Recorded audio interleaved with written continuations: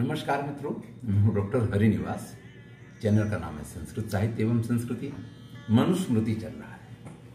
पहला अध्याय 80 श्लोक हम देख चुके हैं। 81वें श्लोक से शुरू करते हैं। चतुष्पात शकलो धर्मः सत्य चैव कृते युगे ना धर्मेणागमः कश्चित् मनुष्यान् प्रतिवत्तदा।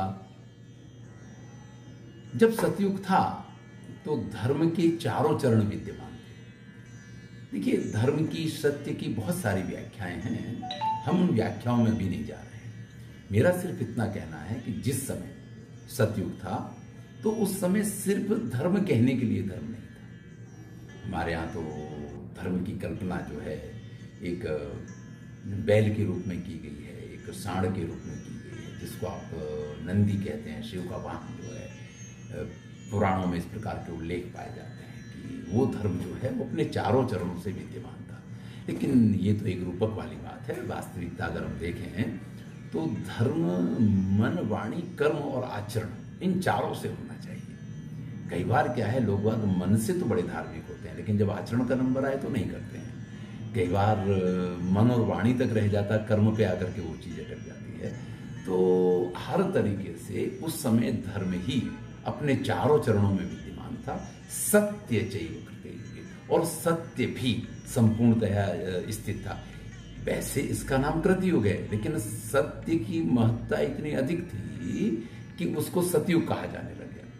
ना अधर्मेण आगमः कश्चित्, कहीं भी किसी भी तरफ से अधर्म का आगम नहीं हुआ करता था। मनुष्यान् प्रति।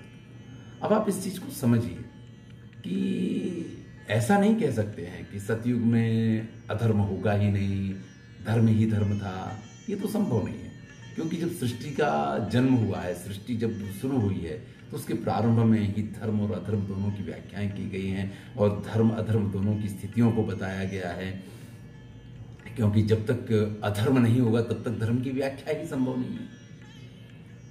लेकिन प्राधान्य ने व्यपदेशः भवन्ति वाली जो बात आती है, वो नियम अगर हम देखते हैं तो इस हिसाब से सतयुग में धर्म अधिक था, अधर्म कहीं कहीं देखा जाता था। मुझे नैषधि चरितम की एक पंक्ति बहुत अच्छी है, एक प्रसंग है, वो याद आता है कि महाराज नल, ये सतयुग के राजा थे, और इनके राज्य में अधर्म भी अपनी एक पैर की कनिष्ठिका उंगली पे खड़े होकर तपस्या करता था। यानी अधर्म कहीं था, कहीं नहीं था, ऐसा नहीं था तो सही, लेकिन इतना कम था जैसे कि वो कहीं अपनी छोटी सी उंगली पे खड़ा होकर के तपस्या कर रहा हो। तो सतयुग में अधर्म नहीं था ऐसा नहीं कह सकते हैं। अधर्म तो था, लेकिन उसकी मात्रा इतनी स्वल्प थी कि उसको आप अधर्म नहीं मान सकते। बस इतनी सी बात यहाँ पे आप समझें, नहीं तो कई बार क्या है कि आपको अर्थ ही समझ में नहीं आएगा। इतरेषु आगमात् धर्मः पादसस्त्वरोपितः चौरिकानृत मायाभिर्धर्मश्चापैति पादशः। अब देखिए, सतयुग में अधर्म के मार्ग से लोग धनोपार्जन नहीं करते थे, इसका उल्लेख आया। लेकिन धीरे धीरे लोगों के मन में धन का महत्व बढ़ता गया और कर्म और सारी चीजों का महत्व कम हुआ। तो इतरेषु, अन्य युगों में, यानी कृतयुग अथवा सतयुग के बाद त्रेता आया, फिर द्वापर आया, फिर कलयुग आया। तो जैसे हमने इनका समय देखा था ना, कि सतयुग का समय 4800 वर्ष का, उससे 1200 वर्ष कम हुए, एक चौथाई हिस्सा कम हो गया। तो त्रेता का समय रह गया 3600 वर्ष का, उसमें से और 1200 कम हुए तो द्वापर का समय रह गया 2400 वर्ष का, उसमें से फिर 1200 वर्ष कम हो गए, और कलयुग का समय रह गया 1200 वर्ष का। तो 4800 वर्ष का जहां सतयुग था, वहां 1200 वर्ष का कलयुग हो गया। ये दैव वर्षों की बात है। तो यहाँ पे उनका कहना ये है कि जैसे काल में वो क्षय हुआ है ना, इसी प्रकार से यहाँ धर्म में भी क्षय हुआ। इतरेषु आगमाद् धर्मः पादशः त्वरोपितः, एक एक चरण उसका कम होता चला गया। और चौरिका, चोरी है, अनृत है, झूठ है, माया है, अधर्म है, इन सब की धीरे धीरे धीरे धीरे वृद्धि होती चली गई। और आज हम कलयुग में रह रहे हैं। तो आज हम अगर वास्तव में देखें तो सत्य तो बहुत कम रह गया है।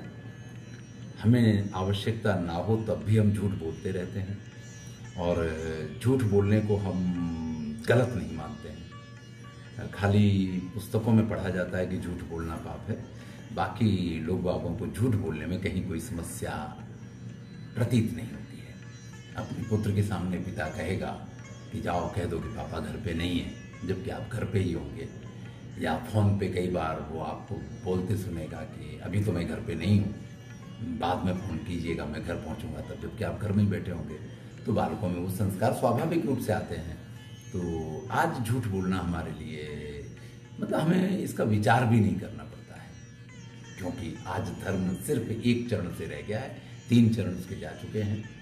अरोगा सर्व सिद्धार्था चतुर्वर्ष शतायुषः कृत त्रेतादिषु येषाम आयुर्हृषति पादसः। जैसे सतयुग, त्रेता, द्वापर, कलयुग का समय कम हुआ, उसी प्रकार से सतयुग में लोगों की आयु यहाँ लिखा है चतुर्वर्ष शतायुषा। 400 वर्ष की आयु लोगों की हुआ करती थी उस समय लोग 400 वर्ष तक जिया करते थे। अरोगा, उनको किसी प्रकार के रोग नहीं होते थे। सर्व सिद्धार्था, उनको जो चाहिए होता था।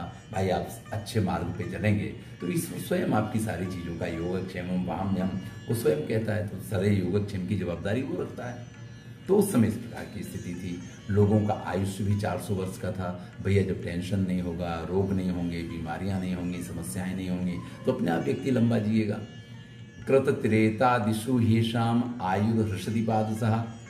फिर सतयुग के बाद त्रेता, द्वापर और कलयुग में क्रमशः उसके एक एक पाद का क्षय होता चला गया। यानी त्रेता में लोगों का आयुष्य 300 वर्ष का रह गया।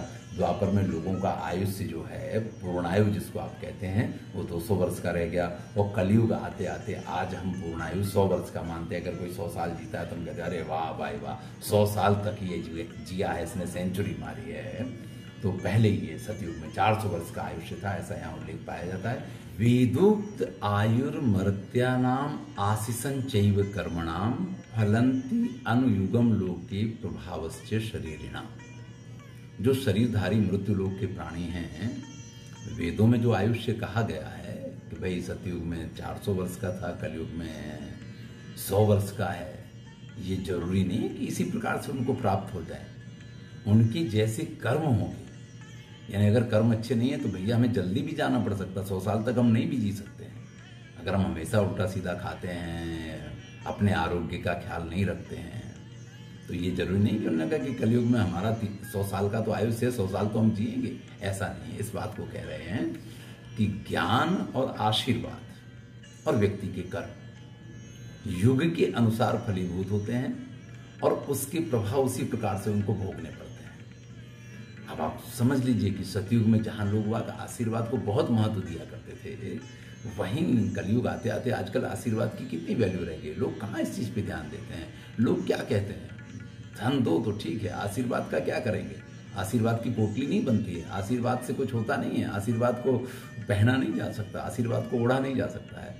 लेकिन सत्य ये है कि आशीर्वाद ही वो चीज है जो हमेशा फलित होती है। बाकी तो धन आज है कल नहीं है, आज रहेगा और कल चला जाएगा। अन्ये कृतयुगे धर्मास्त्रेतायाम द्वापरे परे अन्ये कलयुगे नृणाम युगह्रासानुरूपतः। देखिए युग का ह्रास होता गया, सतयुग के बाद त्रेता आया, द्वापर आया, कलयुग आया। तो जिस प्रकार के युग उसी प्रकार का उस युग का धर्म वगैरह का साधन हुआ। तो अन्य कृतयुगे धर्मास्त्रेतायाम द्वापरे परे, यानी सतयुग का धर्म अलग था, त्रेता का धर्म अलग था, द्वापर का धर्म अलग था। और कलयुग में जबकि सब कुछ ह्रास हो गया है, इस समय लोगों के लिए अलग प्रकार के धर्म की परिकल्पना यहाँ की गई है। तो कौन सा धर्म किस युग में था, तो तपहा परम कृतयुगे। भाई हम सुनते हैं लोग हजारों साल तक तपस्या करते रहते थे। अब 400 वर्ष का आयु से 1000 वर्ष तक तपस्या कर रहे, ये किस प्रकार से करते थे, ये जरा एक समझने की चीज है।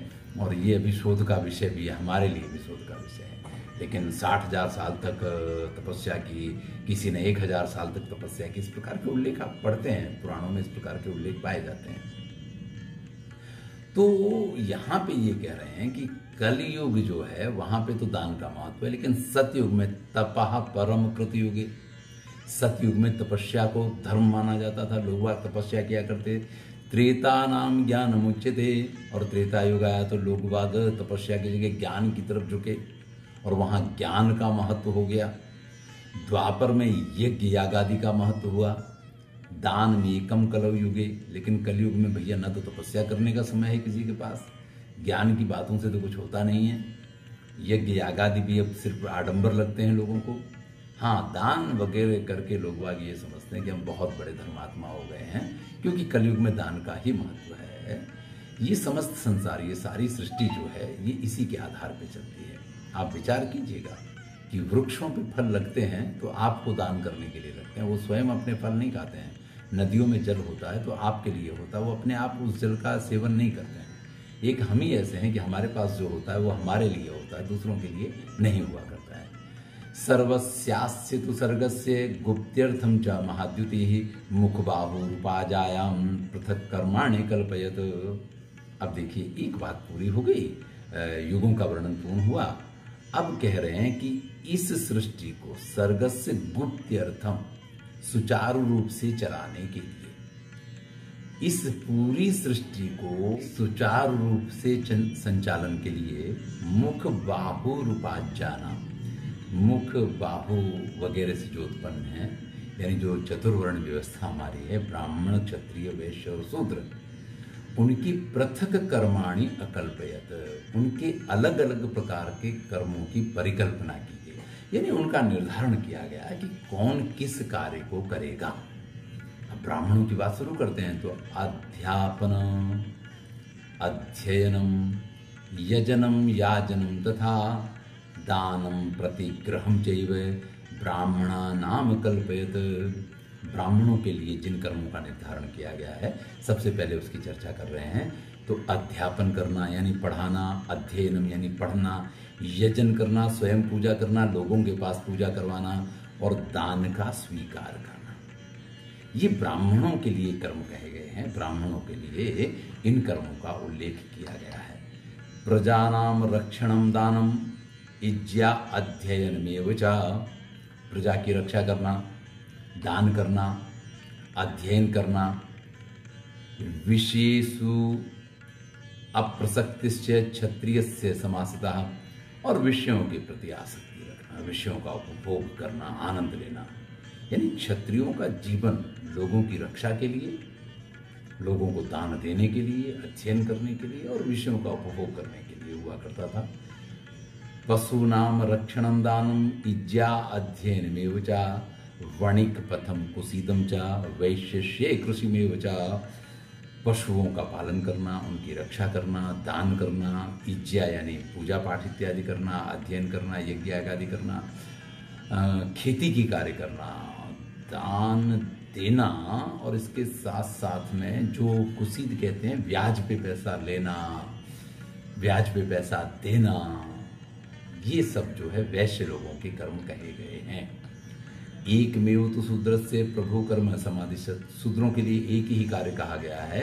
एतेषामेव वर्णानाम शुश्रूषा अनुसूया, कि ये जो तीनों वर्ण हैं इनकी सेवा शुश्रूषा करें, यही शूद्र के लिए एकमात्र जो कार्य है वो कहा गया है। ध्यान दीजिएगा, इस चीज को समझना पड़ेगा हमें। वर्ण व्यवस्था जो है वो ब्राह्मण क्षत्रिय वैश्य शूद्र के रूप में जो है बहुत इस समय चर्चित है, या ये कहिए कि उसके ऊपर बहुत टीका टिप्पणियां हुई हैं, उसकी बड़ी ही भर्त्सनाएं हुई हैं, हम ऐसा कह सकते हैं। वास्तविकता ये है कि आप कभी इसको बदल नहीं सकते। मैं ब्राह्मण क्षत्रिय वैश्य शूद्र वाली बात नहीं करता हूँ। मैं जब भी इस चर्चा को लेता हूँ तब मैं क्लास 1, क्लास 2, क्लास 3, क्लास 4 की बात करता हूँ। क्लास 1 आज भी ब्राह्मण है, ब्राह्मण की तरह वर्क करता है, ब्राह्मण की तरह कार्य करता है, इसलिए वो क्लास 1 कहा जाता है। क्लास 2 इसी प्रकार से। तो यहाँ पे जिन कार्यों को ब्राह्मण के लिए कहा गया है, क्लास 1 के वही कार्य हैं। अब आप उससे कहेंगे कि वो क्लास 4 के कार्य करे, लोगों की सेवा करे, तो वो हो ही नहीं सकता है। और जो क्लास 4 है, अब वो दुबे हो, पांडे हो, ब्राह्मण हो, लेकिन अगर वो प्यून के रूप में है तो फिर वो जाति जन्मना नहीं है। यहां वर्ण व्यवस्था की बात कर रहे हैं। जाति और वर्ण का अंतर आप समझ लीजिए। जाति आप जन्म से मान सकते हैं, लेकिन वर्ण कभी जन्म से नहीं हो सकता है, क्योंकि उसका नाम ही है वर्ण, जिसका वर्ण किया जाए। आपने जिस व्यवसाय को अपने लिए चुना है वो वर्ण व्यवस्था है। और यहां वर्ण व्यवस्था की बात की गई है, यहां जाति व्यवस्था की बात नहीं की गई है। हमने जाति और वर्ण को एक कर दिया, यहां पे समस्याएं शुरू हो गई हैं। हम यहां पे ब्राह्मण जाति की प्रशंसा नहीं की गई, ब्राह्मण जाति के काम निर्धारित नहीं किए गए, यहां ब्राह्मण वर्ण के कार्य निर्धारित किए गए। अगर आप ब्राह्मण वर्ण का वर्ण करते हैं, अगर आप इस कार्य का चयन करते हैं कि नहीं मुझे ब्राह्मण बनना है, मुझे ब्राह्मण के कार्य करने, तो आपको ये करना होगा। तो आप कहेंगे कि शूद्र वर्ण का तो कोई चयन ही नहीं करेगा, क्योंकि सेवा करना किसको अच्छा लगता है। लेकिन भैया कुछ चीजें ऐसी होती हैं कि आप वर्ण करें ना करें, अपने आप आपके द्वारा वर्ण हो जाएंगे। जब आप ब्राह्मण बनने की क्षमता नहीं रखेंगे, जब आप क्षत्रिय बनने की क्षमता आप में नहीं होगी, तो अपने आप वही कार्य करेंगे, आप सेवा का कार्य करेंगे। चलिए, ऊर्ध्वम नाभिर मेध्यतः पुरुषा परिकीर्तिता। व्यक्ति का शरीर जो है वो नाभि के ऊपर का जो भाग है उसको श्रेष्ठ माना गया है। अब आप ध्यान दीजिए, कभी भी आप किसी व्यक्ति से मिलते हैं तो आपका ध्यान कहाँ जाता है? सबसे पहले उसके चेहरे पे जाएगा, उसकी भाव भंगिमा पे जाएगा, फिर उसके शारीरिक सौष्ठव पे जाएगा। तो नाभि से ऊपर का भाग जो है वही श्रेष्ठ माना गया है, अधिक श्रेष्ठ माना गया है, और उसी तरफ लोगों का ध्यान जाता है, इसलिए इसको श्रेष्ठ माना गया है। तस्मान मेध्यतमं त्वस्य मुखम मुक्तम स्वयं भुवा। और उसमें भी सबसे श्रेष्ठ जो चेहरे को माना गया है, और इसीलिए मुख से ब्राह्मणों का जन्म माना गया है। यानी जो सबसे श्रेष्ठ भाग आपके शरीर का है वो ब्राह्मण है। आपके शरीर का जो मध्य भाग है उसी क्रम में जो कहा गया है उसका व्यक्ति को ध्यान करना चाहिए। तो यहाँ कोई व्यक्ति संपूर्ण ब्राह्मण या संपूर्ण शूद्र हो ही नहीं सकता है। उसकी वर्ण व्यवस्था, यानी उसके द्वारा चयन किया गया कार्य, उसके द्वारा वर्ण किया गया व्यवसाय जो है वो उसको बनाएगा, जो कुछ बनाएगा। बाकी तो प्रत्येक व्यक्ति में ब्राह्मण है, क्योंकि उसके पास मुख है, प्रत्येक व्यक्ति के पास भुजाएं हैं, उसके पास क्षत्रिय है, प्रत्येक व्यक्ति के पास उदर है तो उसके पास वैश्य है, प्रत्येक व्यक्ति जो है उसके पास पैर हैं तो शूद्र भी है। तो सभी वर्ण प्रत्येक व्यक्ति में विद्यमान है। लेकिन अगर मैं ये तय करता हूँ कि मैं हाथों से नहीं, मैं मुख का कार्य ज़्यादा करूँगा, मैं मेरे मुख का प्रयोग ज़्यादा करूँगा, तो मैंने चयन किया है ब्राह्मण वर्ण का, तो मैं ब्राह्मण हो गया। लेकिन अगर मैं ये तय करता हूँ कि नहीं साहब, मुझसे तो बोला नहीं जाता है, बोलना ये मेरा कार्य ही नहीं है, मुझसे ये नहीं हो पाएगा, लेकिन मेरे अंदर बड़ी ताकत है और मैं लोगों की रक्षा कर सकता हूँ, तो फिर मैं क्षत्रिय धर्म का चयन कर रहा हूँ। तो ये चयन तो हम करते हैं, वर्ण व्यवस्था के अनुसार चयन हम करते हैं। अगर कोई MA PhD है और वो प्यून के लिए अप्लाई कर रहा है तो उसने ये शूद्र का वर्ण चयन किया है, और फिर उसके साथ तो वही व्यवहार होना स्वाभाविक है। उत्तमांगोद्भवात् ज्येष्ठ्यात् ब्रह्मणस्यैव धारणात् सर्वस्यैवास्य सर्गस्य धर्मतो ब्राह्मणः प्रभु। ये उत्तम अंग से इसका जन्म है। यानी अगर आप पूरे शरीर की बात करते हैं तो इसमें मुख को सबसे श्रेष्ठ माना गया है। जैसा कि मैंने कहा कि अगर किसी की नज़र पड़ती है तो सबसे पहले चेहरे पे ही पड़ती है। तो उत्तम अंग से इसका जन्म हुआ है, ब्राह्मण वर्ण की बात है, और ज्ञान को धारण करने वाला है। भाई लोग कहते हैं ना कि बुद्धि कहाँ है, ज्ञान कहाँ है, तो यही है, तो वो भी यही धारण करता है। सर्वस्यैवास्य सर्गस्य धर्मतो ब्राह्मणः प्रभु। इसलिए इस समस्त सृष्टि का धर्म से ब्राह्मण जो है वो स्वामी है। अब जरा आप दूसरे ढंग से देखें, आपका ये जो शरीर है इसमें चारों वर्ण हैं, ब्राह्मण क्षत्रिय वैश्य शूद्र हैं, लेकिन जो भी ऑर्डर आपका मस्तिष्क करता है वही ऑर्डर आपका पूरा शरीर फॉलो करता है। उसी के आधार पे आपके शरीर को कार्य करना होता है। तो ब्राह्मण जिस प्रकार से आज्ञाएं देता है, सभी वर्ण वालों को उन्हीं आज्ञाओं का पालन करना है, क्योंकि वही सबका स्वामी माना गया है। हम प्राचीन काल से देखते आ रहे हैं कि महाराज दशरथ जो है, अगर उन्हें कोई कार्य करना होता है तो वो गुरु वशिष्ठ के पास जाते हैं, गुरु वशिष्ठ की सम्मति मांगते हैं, तो गुरु वशिष्ठ की सम्मति मिलने पे वो कार्य करते हैं। अब राजा तो महाराज दशरथ हैं, तो गुरु वशिष्ठ की सम्मति की क्या आवश्यकता है, क्योंकि वो ब्राह्मण हैं और वो श्रेष्ठ हैं, ज्ञान में श्रेष्ठ हैं, उनको अधिक इस प्रकार का अनुभव है, या ये कहिए कि उनके पास ज्ञान अधिक है, इसीलिए उनकी बात को माना जाता था। तम ही स्वयंभू स्वादात् स्यात् तपस्तप्त्वादितो सृजत हव्यकव्याभिवाहयाय सर्वस्यास्य च गुप्तये।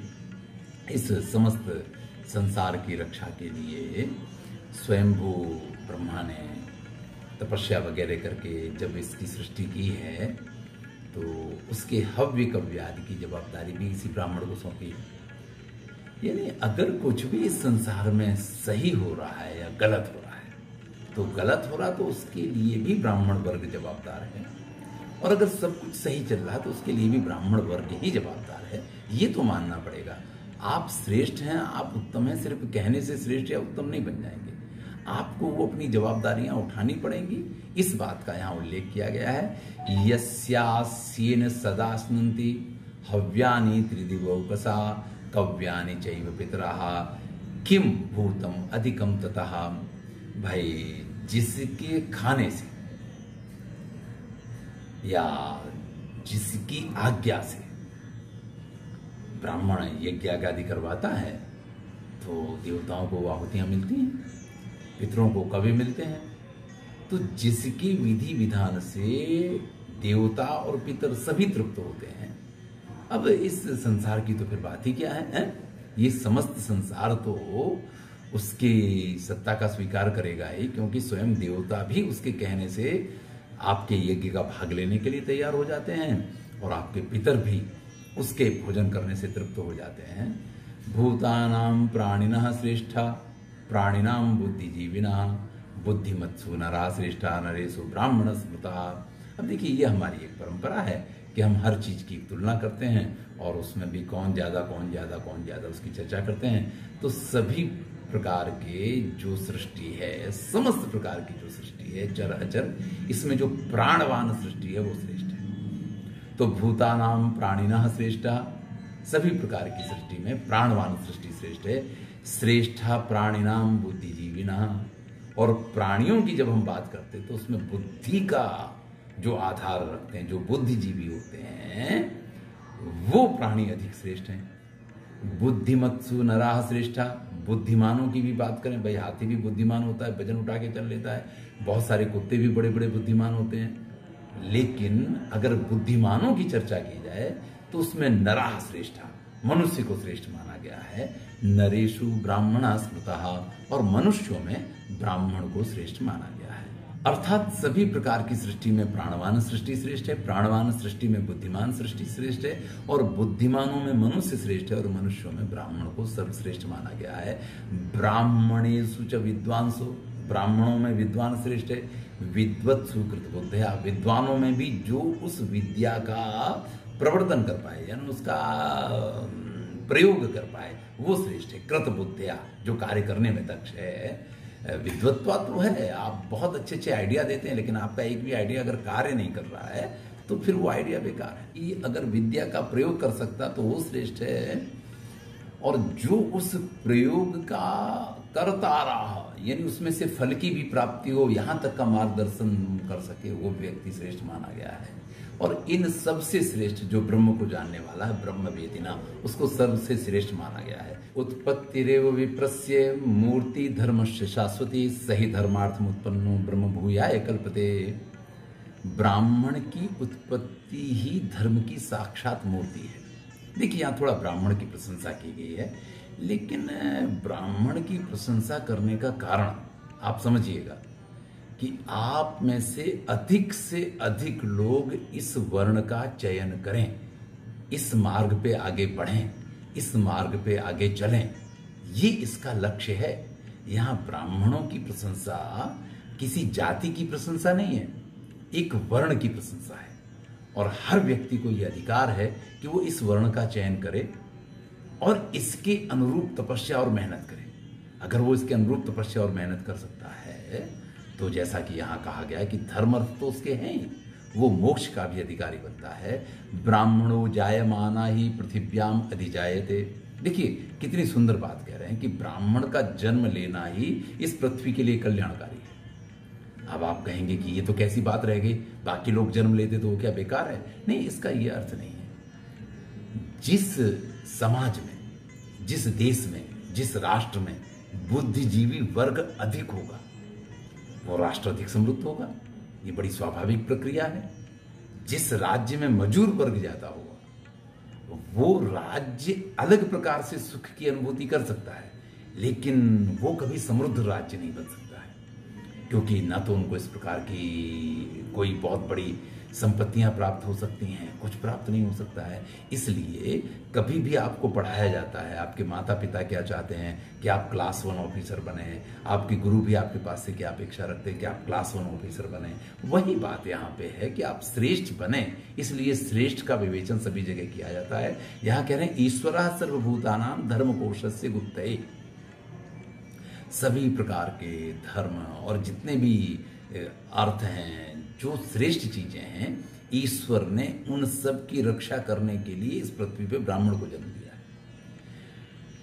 यानी ब्राह्मण ही वो चीज है, बुद्धिमान व्यक्ति ही वो चीज है, या जो जिसको आप कहते हैं बुद्धिजीवी वर्ग कहते हैं, वही एक ऐसा है जो हर चीज की रक्षा कर सकता है। मुश्किल में पड़ा है तो व्यक्ति की रक्षा कर सकता है। समस्या आई है, अब देखिए कोरोना जैसा वायरस आया तो इसके ऊपर जिन साइंटिस्ट ने इसका तोड़ निकालने के लिए वैक्सीन बनाई तो वो ब्राह्मण वर्ग ही तो, क्लास 1 के तो सारे ऑफिसर्स हैं वो। और कौन ऐसा है कि क्या कोई मजदूरी करने वाला इस कार्य को करने जाएगा ना? तो उनसे हमेशा सबकी रक्षा हुआ करती है। सर्वम स्वम ब्राह्मण शेदम यत किंचित जगति गत। ये कहते इस संसार में जो कुछ है हर चीज पे ब्राह्मणों का अधिकार है। श्रेष्ठ वे ना भी जेनेदम सर्वम वै ब्राह्मणो रहती।